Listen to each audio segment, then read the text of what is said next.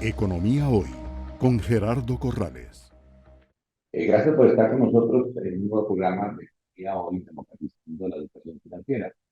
Vamos a tratar de repasar dos temas de interés, como lo es el comportamiento del empleo durante el año 2023 y el comportamiento de la inflación. Y estamos observando el primer capítulo, que es el capítulo del comportamiento del empleo. En general, el país cierra con 2.062.000, según la última encuesta continua de empleo, personas ocupadas.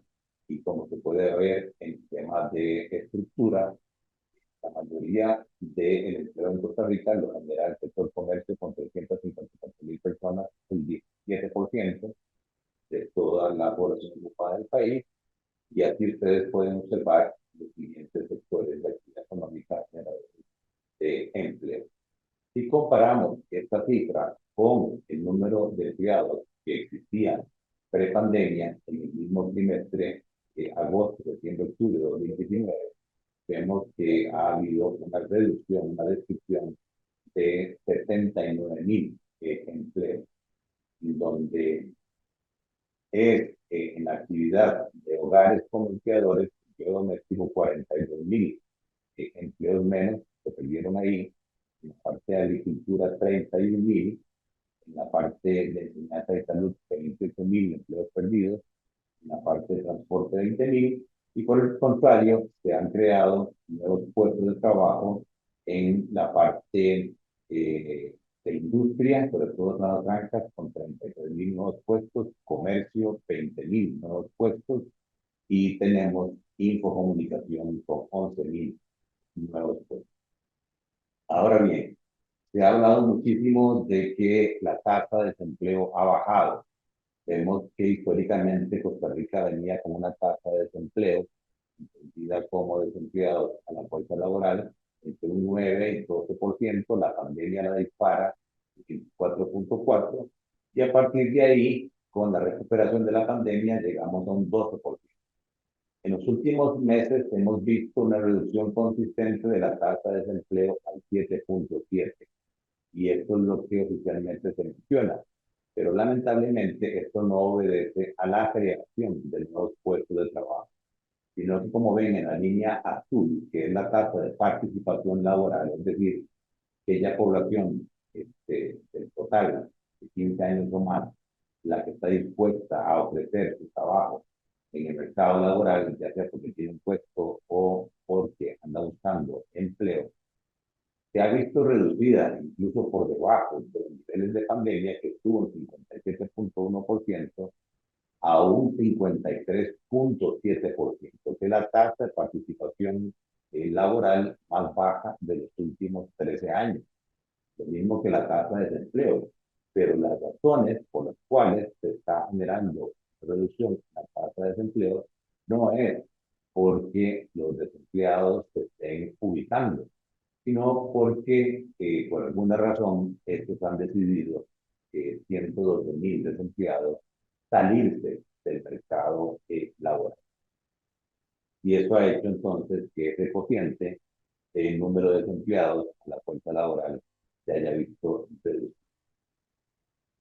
Si lo vemos en este cuadro, la fuerza laboral, que es la suma de ocupados y desempleados, pasó de 2.5 millones de personas de fuerza laboral en el 2022, mismo trimestre, ahora a 2.2 millones. Es decir, se han retirado del mercado laboral 245.000 personas. Sí es cierto que el desempleo ha bajado de 273.000 a 171.000, pero no porque los puestos de trabajo, los ocupados aumentaron, sino que más bien estos se redujeron de 2.195.000 a 2.062.000. O sea que se perdieron en el último año 132.000 empleos, que se salieron del mercado laboral 112.000 desempleados, y personas nuevas, más de 15 años, 52. Tomando estos elementos, nos da que el aumento de la población fuera de fuerza laboral ha sido de 1.600.000 personas a 1.900.000. O sea, casi 300.000 personas en el último año que han salido del mercado laboral. Entonces, la reducción que estamos viendo en la tasa de desempleo del 11.4 al 7.7 del último año no es una reducción estructural en cuanto a creación de nuevos empleos, sino que es una reducción por la caída, la disposición de la gente de ir a trabajar, de buscar trabajo, sino que esa participación laboral ha caído, como decíamos, 6.6%, del 60% a 53.7%. Aquí podemos ver también del 2015 al 2019 cómo en estos trimestres de agosto, septiembre, octubre, la población fuera de la fuerza laboral mantuvo un comportamiento relativamente estable. Pero lo que sí vemos es que en el último año esta población pasó de 1.600.000 personas a 1.900.000 personas. Esto es algo que está sucediendo y que aún no sabemos exactamente a qué obedece. La economía crece significativamente, eso es cierto, pero es un crecimiento de que también fomenta que la gente se retire del estado laboral sin una explicación lógica del por qué. Y cuando vemos estas 297.000 personas que se han retirado en el último año, solo el 35%, 100.000 personas, es porque tienen más de 70 años. Si aceptamos la explicación que ha dado el gobierno, que esto obedece el Banco Central, a que la gente se está pensionando, pues esto explicaría nada más el 35% de esa vida. Hay un 65% de población de 15 años a 59 años que se retira del mercado laboral y no saben exactamente el por qué. Cuando en la encuesta continua se le pregunta a esas personas el por qué se salen del mercado laboral, 342.000 dicen que no están disponibles para trabajar, porque no tienen deseos, porque tienen limitaciones, capacidades, porque tienen obligaciones familiares, porque no están disponibles por la época o por el Por el contrario, los disponibles con limitaciones más bien se han reducido 34.000 personas en el último año. Estos son aquellos que tienen interés de trabajar, pero que tienen limitaciones por una enfermedad, un accidente, o porque van a estudiar, o porque tienen obligaciones familiares, o solo trabajan cuando se lo piden.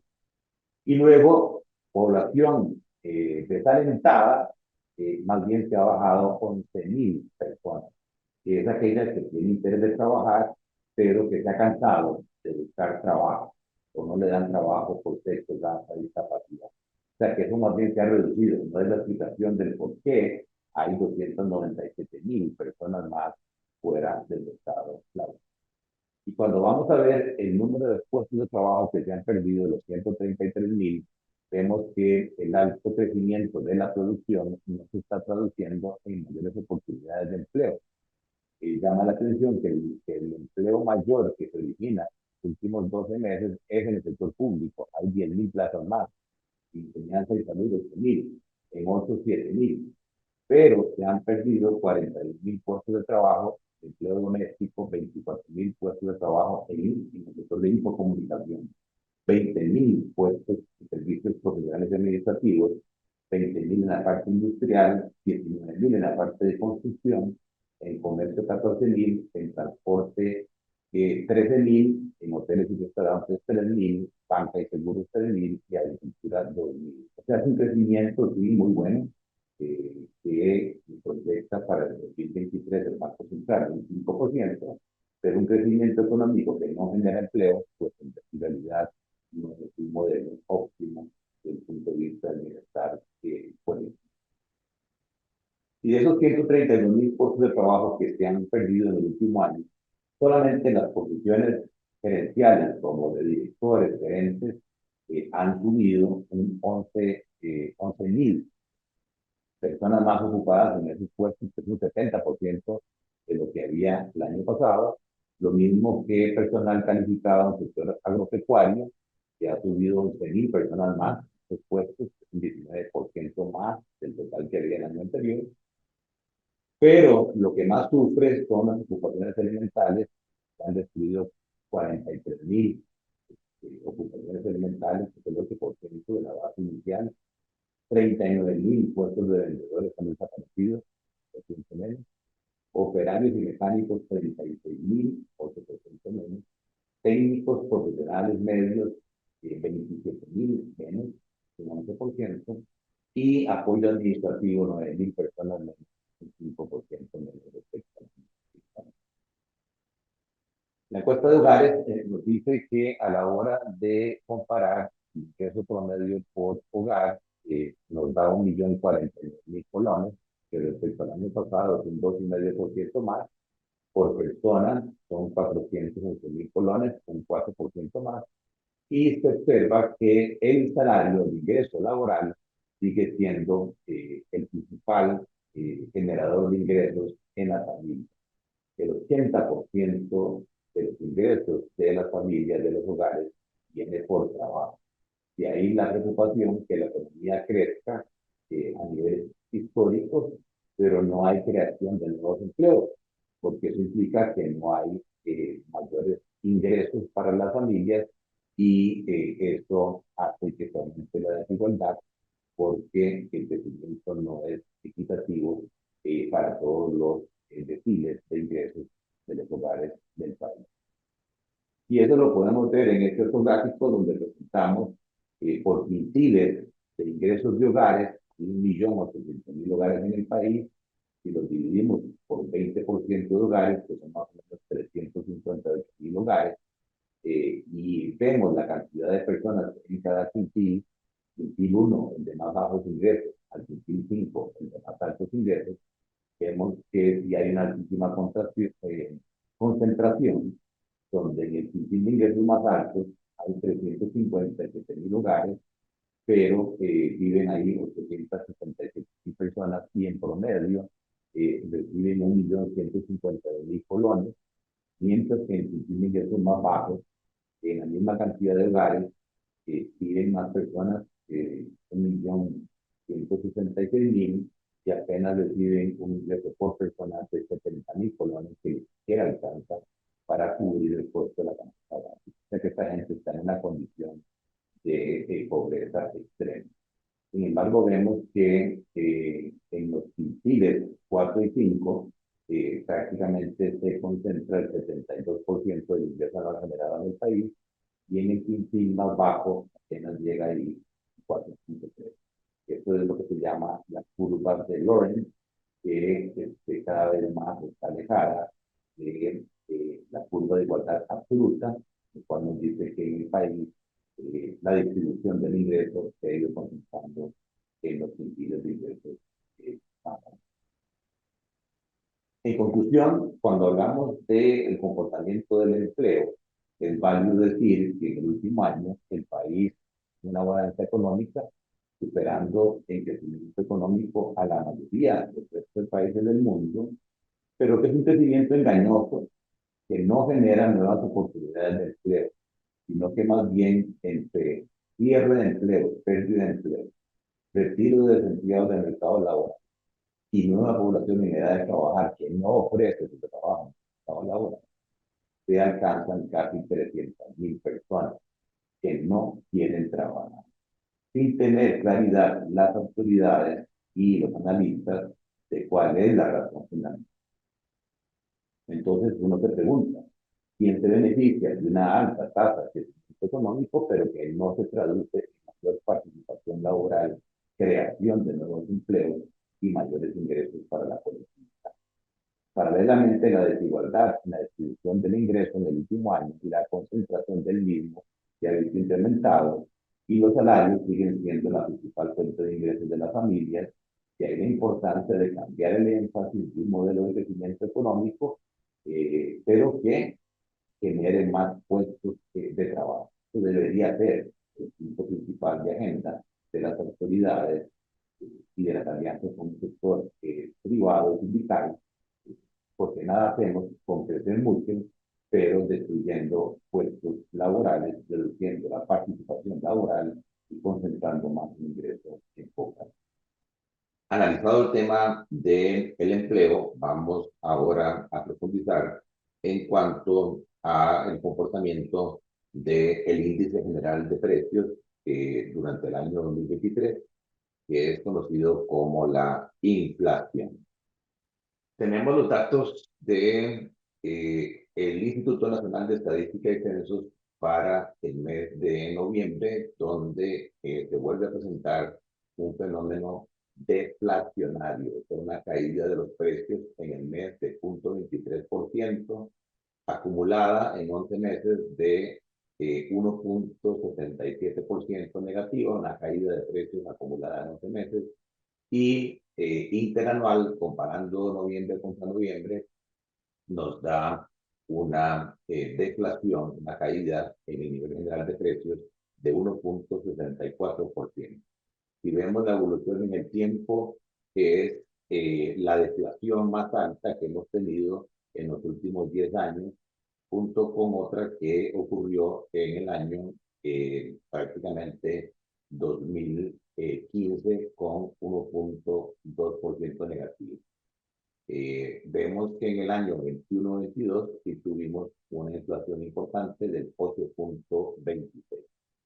Ya sabemos que el Banco Central se preocupa por controlar la inflación, la estabilidad interna de la moneda, y que a consecuencia del fenómeno bélico entre Rusia y Ucrania vivimos una inflación creciente en el año 22 hasta alcanzar 12.13%.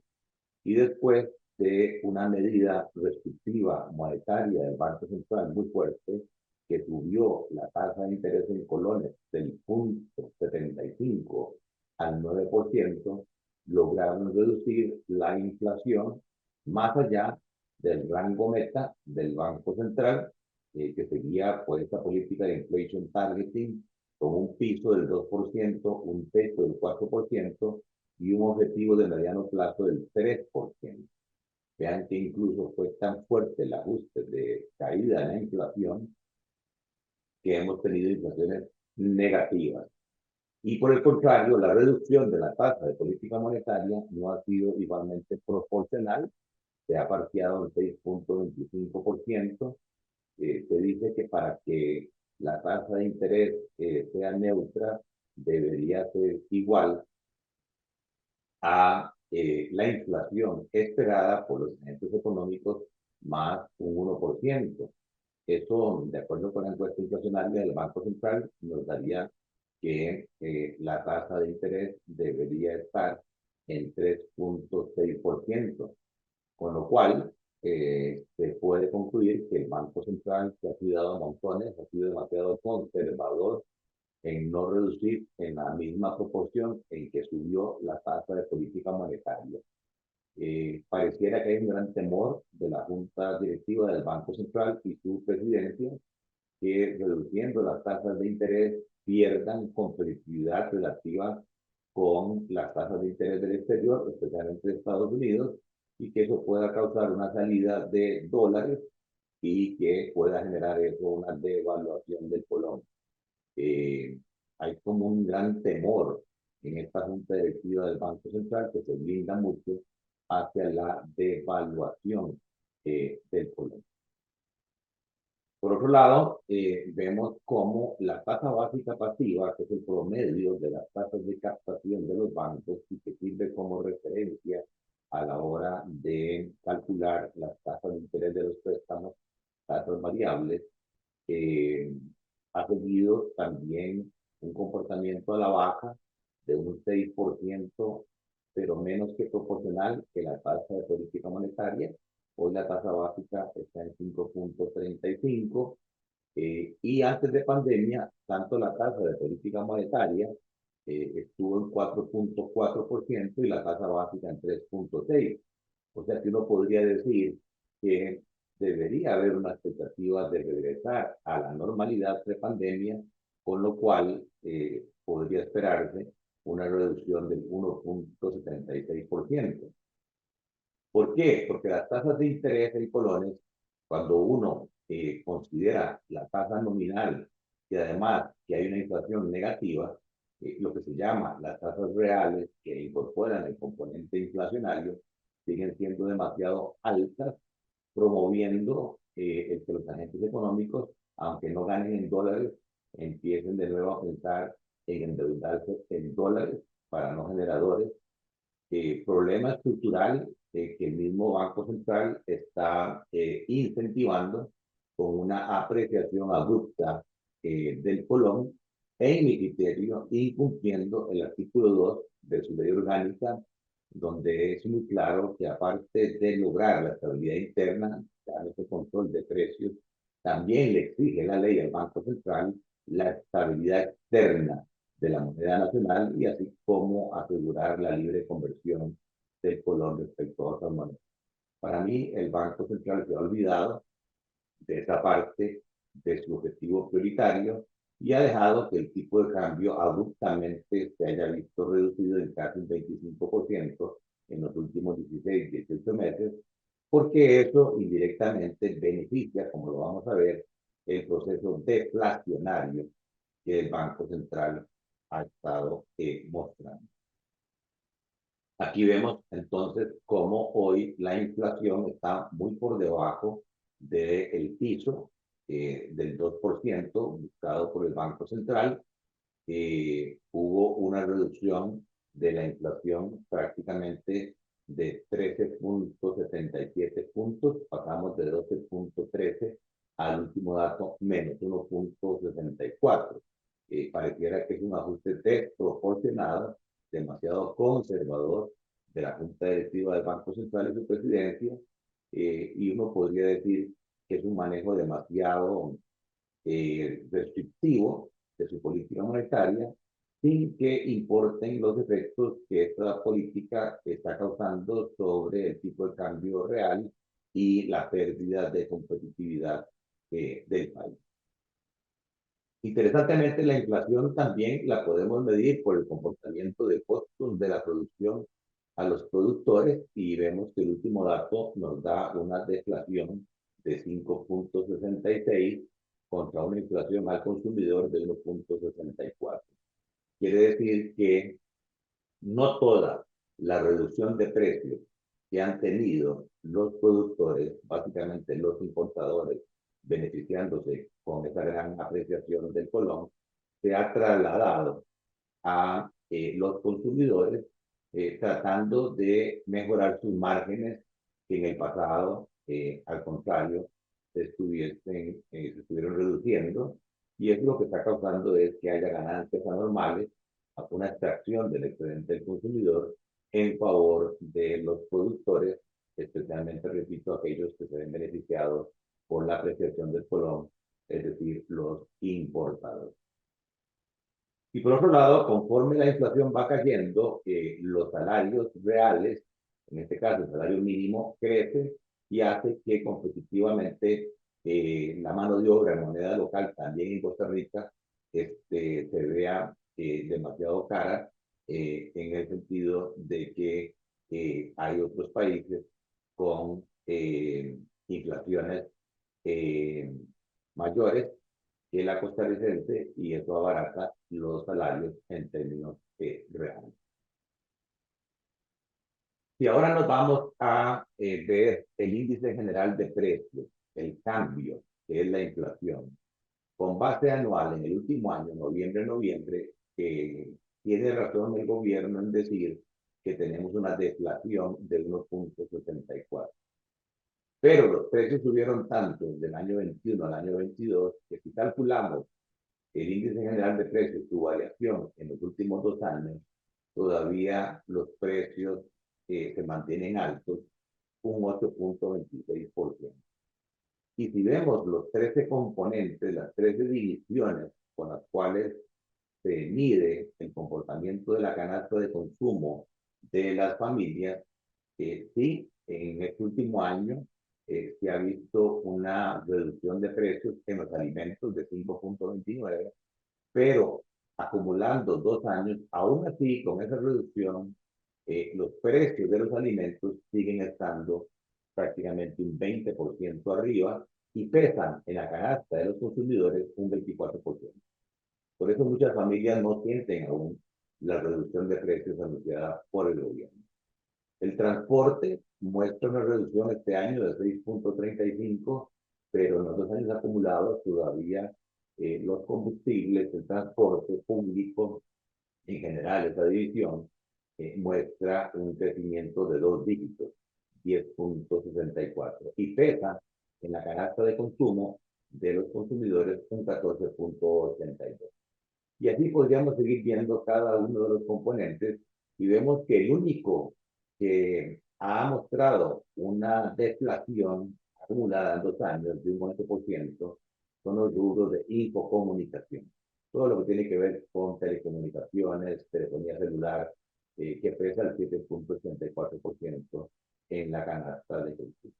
En resumidas cuentas, sí, en un año tenemos un fenómeno deflacionario, pero que no es suficiente para cubrir el incremento de precios que hubo del 21 al 22 y que por esa razón seguimos teniendo una inflación acumulada de 8,26%. Ahora, si separamos por estratos de ingresos, entendiendo por ingresos bajos las personas cuyos salarios, ingresos se ubican en los deciles, en los 10% más bajos, del 1 al 3, que representan el 15% del gasto total del área geográfica cubierta por el IPC, que son las zonas urbanas, y concentran el 30% de los hogares. Por ingresos medios, entendemos las personas que se ubican del decil 4 al 8, que representan el 45% del gasto y el 50% de los hogares. Y las personas que están en el segmento o en el estrato de ingresos altos son aquellas que pertenecen a los deciles más elevados de ingresos, deciles 9 y 10, representan el 40% del gasto y el 20% de los hogares. Si medimos el comportamiento del último año interanual para cada uno de los meses, vemos que en general hay una tendencia deflacionaria en la economía. Este dato está actualizado por estratos de ingresos a octubre, donde la inflación general era menos 1,28. Pero si separamos por estratos de ingresos, vemos que consistentemente las familias de los ingresos más bajos siguen experimentando inflaciones más altas o deflaciones o reducciones de precios menores que los estratos de ingresos altos o los estratos de ingresos medios. El último dato de octubre nos dice que la economía total, los precios bajaron 1,28, pero que para los deciles 9 y 10 de estratos de ingresos altos, los precios bajaron un 2%, para los ingresos medios un 0,96 y para las familias de ingresos bajos 0,76. Si hacemos este mismo análisis, pero tomando en cuenta la inflación acumulada de los últimos 2 años, aquí hay un error que esté tomando en cuenta octubre del 2023 a octubre del 2021, nos encontramos que en general hay inflación en todos los estratos de ingresos. La inflación general es del 7,6% a octubre interanual, pero vemos que para los ingresos bajos esa inflación es de 2 dígitos, 10,2%, para los ingresos medios 8% y para los ingresos altos 5,8%. Y esto ha sido consistente en el tiempo. Vean que la inflación en los últimos 2 años para las familias de más bajos ingresos oscila entre un 14 y un 10%. Y los salarios crecen menos que esos porcentajes. Por eso las familias de bajos ingresos no sienten que haya una deflación y su poder de compra se ha visto más deteriorado que las familias de ingresos medios, cuya inflación ha oscilado entre un 12% y un 8%. Mientras que las familias de ingresos altos, el fenómeno de inflación acumulada de 2 años fluctúa entre un 10 y un 5,8%. Y como reciben incrementos salariales más que proporcionales respecto a las familias de ingresos bajos, pues definitivamente lo que ha estado ocurriendo es que ha habido una mayor concentración de riqueza y poder de compra en las familias de ingresos altos.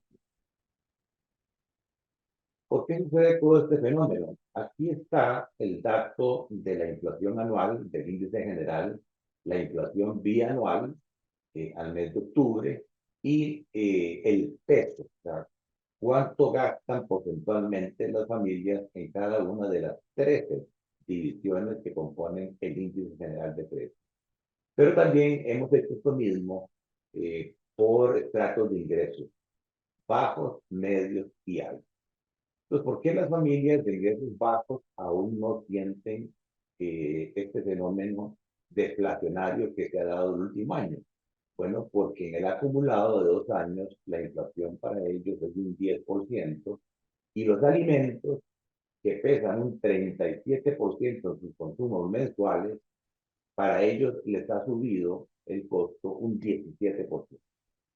El transporte, que les pesa un 9.7, les ha subido un 12.1 en los últimos 2 años, y los alquileres y servicios de vivienda, que les pesa 17,5% en sus gastos, han subido un 4,5%. Por el contrario, en las familias de ingresos altos, vemos que, si bien es cierto, los alimentos en los últimos 2 años han subido para ellos un 15.9%, solamente pesan 16.3% en sus gastos de consumo mensual.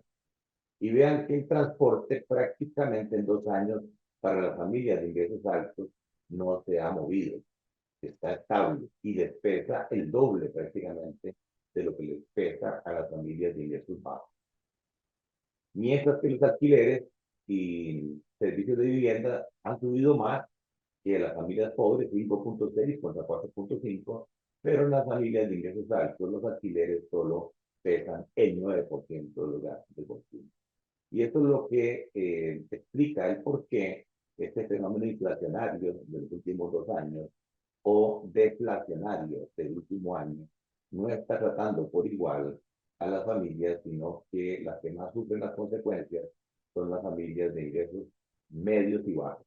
Y los grandes favorecidos son las familias de ingresos altos, es decir, el 9 y 10, por el tipo de artículo que está cayendo de precio.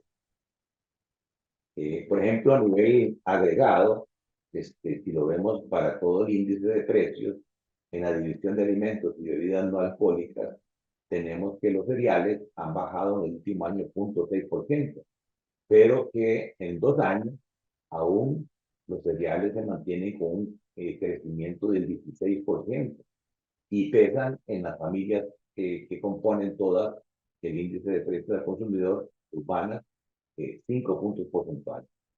En el caso de las carnes, este año baja un 7%, pero a 2 años todavía las carnes están un 8.8% más caras.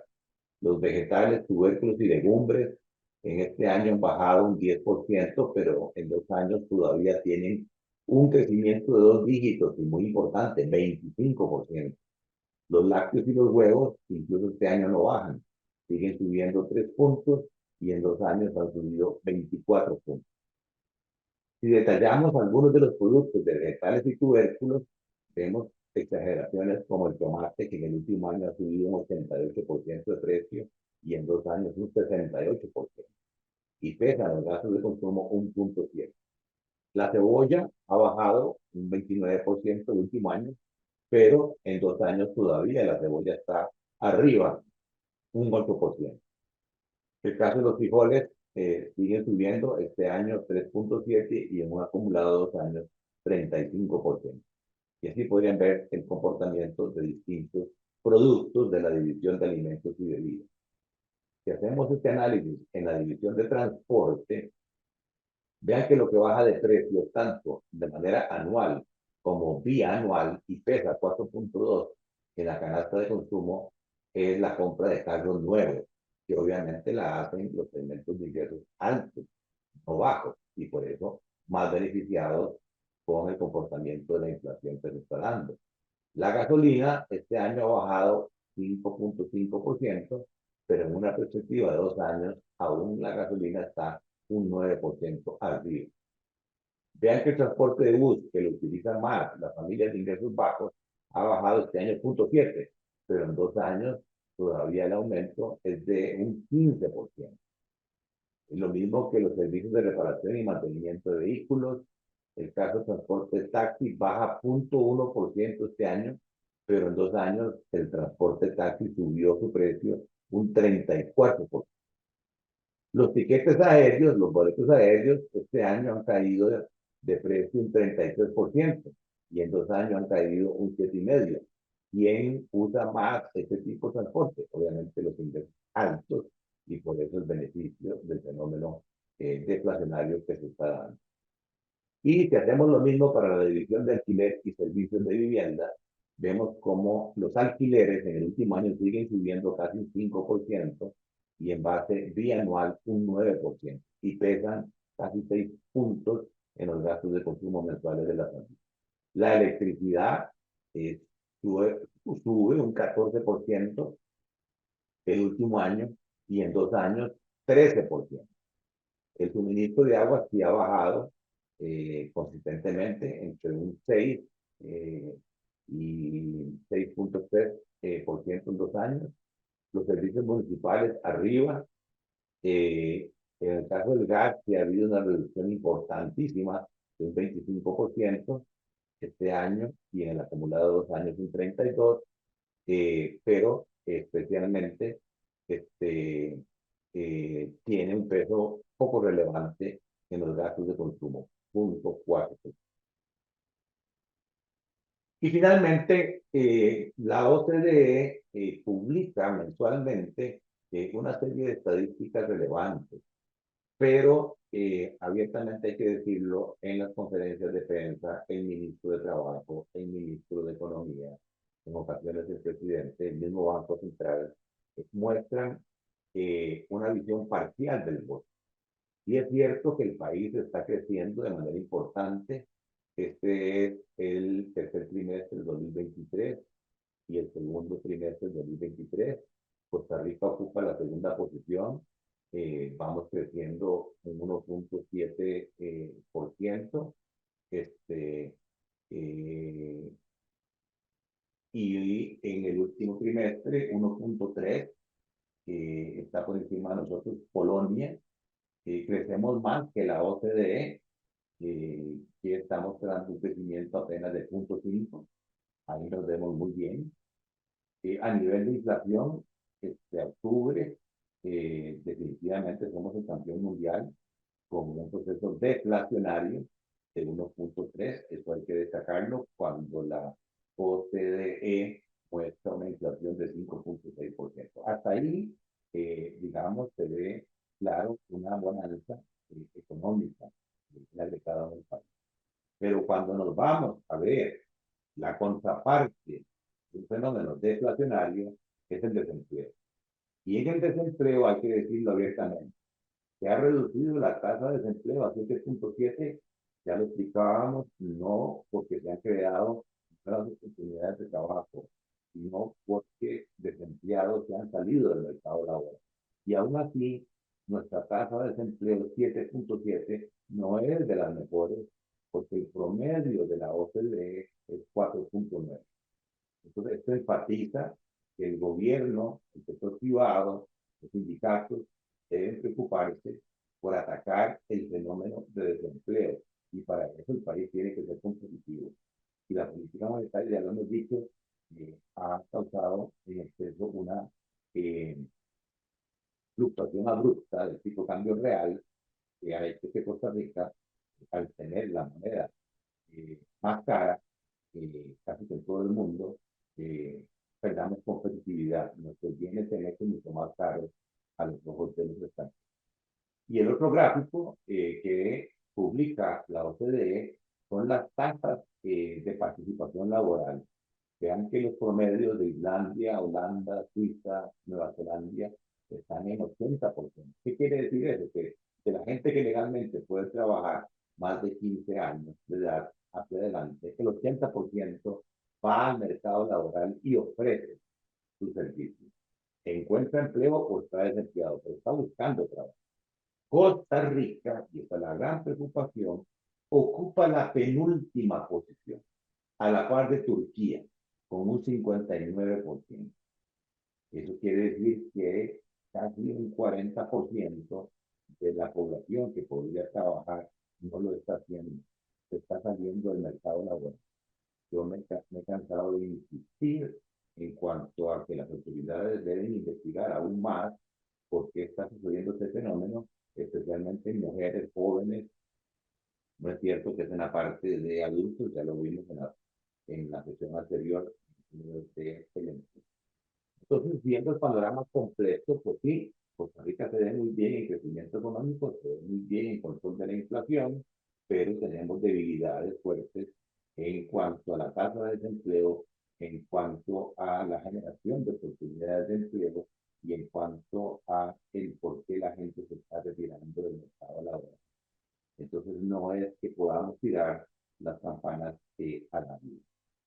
En conclusión, tenemos una inflación controlada en exceso por el Banco Central, con una política monetaria sumamente restrictiva, que a su vez ha generado una fluctuación abrupta del tipo de cambio y movimientos financieros especulativos, abaratando los artículos importados, especialmente los de consumo de los estratos de ingresos altos, como los boletos aéreos, la compra de carros nuevos, el diésel, la gasolina.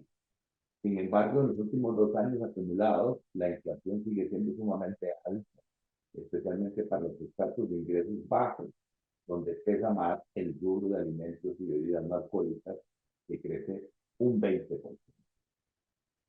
Se destaca, como dice el gobierno, un gran crecimiento del país, récord, una aceleración, tanto en el régimen especial como en el régimen definitivo, pero con una tasa de desempleo alta en comparación con los países de la OCDE.